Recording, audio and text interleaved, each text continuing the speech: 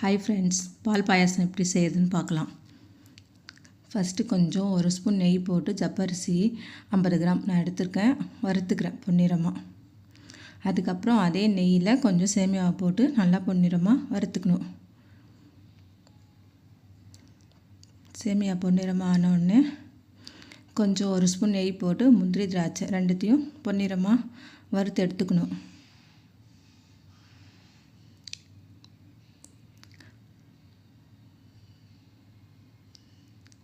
வறுத்தாச்சு பொன்னிறமாக. இப்போது ஒரு பக்கம் அந்த வறுத்துருக்கோம் இல்லையா, அந்த ஜப்பரிசியை நல்லா தண்ணி சுடு தண்ணியில் கொதிக்க வச்சு போட்டிருக்கோம். நல்லா கொதிக்குது, வேகுது. அதுக்கப்புறம் பால் நல்லா காஞ்சிருச்சு. பாலில் அந்த சேமியாவை போட்டு நல்லா வேக வச்சுருக்கேன். நல்லா வெந்துருச்சு.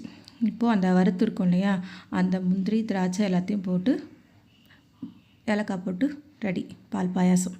Thank you friends.